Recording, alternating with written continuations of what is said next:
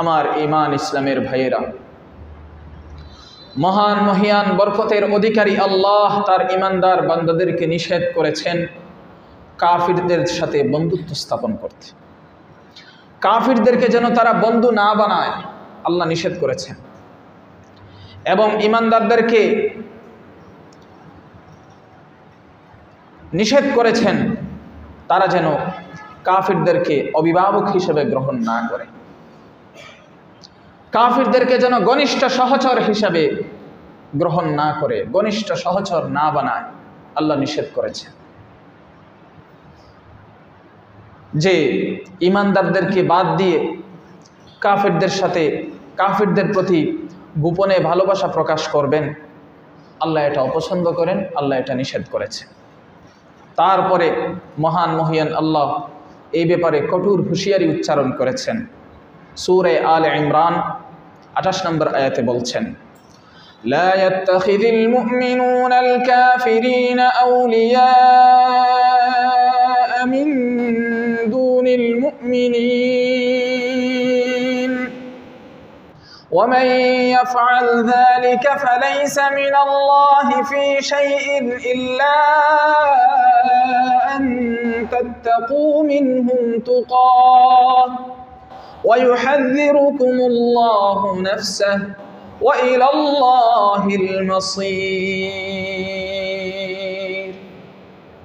ঈমানদারগণ যেন, মুমিনরা যেন মুমিনদেরকে বাদ দিয়ে কাফিরদেরকে বন্ধুরূপে গ্রহণ না করে, অভিভাবক রূপে গ্রহণ না করে, মিত্র হিসাবে গ্রহণ না করে।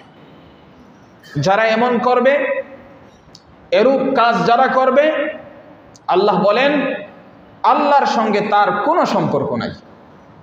তবে তোমাদের মধ্য থেকে, ওই ঈমানদারদের মধ্য থেকে যারা কাফিরদের ক্ষতি থেকে বাঁচার জন্য আত্মরক্ষামূলক ব্যবস্থা করবে, তাদের ব্যাপারটা ভিন্ন। আর তিনি তোমাদেরকে নিজের ব্যাপারে সতর্ক করছেন, আর আল্লাহর দিকেই তোমাদেরকে প্রত্যাবর্তন করতে হবে, ফিরে যেতে হবে। অর্থাৎ যারা আল্লাহর এই নিষেধ অমান্য করবে, আল্লাহ নিষেধ করেছেন কাফিরদেরকে পরম বন্ধুরূপে গ্রহণ করা যাবে না, অভিভাবক হিসেবে গ্রহণ করা যাবে না, ঘনিষ্ঠ সহচর হিসেবে গ্রহণ করা যাবে না, এটা আল্লাহর নিষেধ। এখন যারা এই কাজ করবে, যারা বন্ধুত্ব শত্রুতার ক্ষেত্রে আল্লাহর এই নির্দেশনা, আল্লাহর এই গাইডলাইন, আল্লাহর এই রুলস, আল্লাহর এই নীতিমালা লঙ্ঘন করবে, ফাকাদ বারিআ মিনাল্লাহ, সে আল্লাহ থেকে সম্পর্ক ছিন্ন হয়ে গেছে। বলেন নাউযুবিল্লাহ। যেমন মহান মহিয়ান আল্লাহ সূরা নিসা 144 নম্বর আয়াতে বলছেন, ইয়া আইয়ুহাল্লাযীনা আমানু লা তাত্তাখিযুল কাফিরিনা আউলিয়া মিন দুনিল মুমিনিন أتريدون أن تجعلوا لله عليكم سلطانا مبينا। হে ঈমানদারেরা, তোমরা কাফিরদেরকে মুমিনদের বাদ দিয়ে কাফিরদেরকে বন্ধুরূপে গ্রহণ করো না, কাফিরদেরকে তোমরা বন্ধু বানিও না।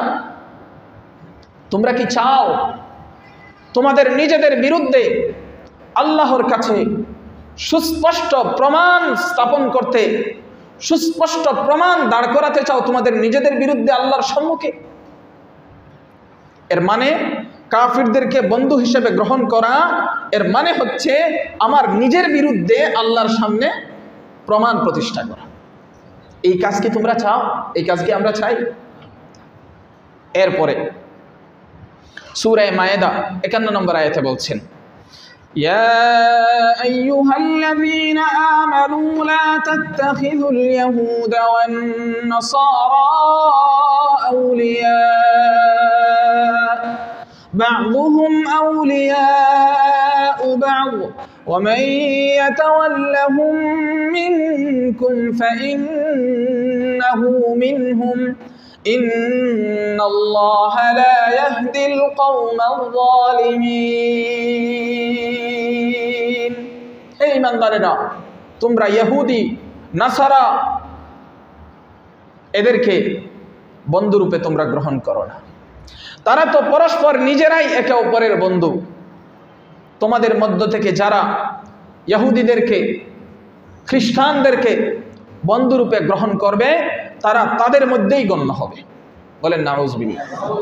মানে নিজেকে মুসলমান পরিচয় দিয়ে যারা ইহুদিদের সাথে বন্ধুত্ব রাখবে, খ্রিস্টানদের সাথে বন্ধুত্ব রাখবে, তারা তাদের মধ্যেই গণ্য হবে। ইন্নাল্লাহা লা ইয়াহদিল কওমায যালিমিন, নিঃসন্দেহে আল্লাহ জালিম সম্প্রদায়কে হেদায়েত দান করেন না। হেদায়েত পাওয়ার জন্য শর্ত হলো জুলুম ছাড়তে হবে।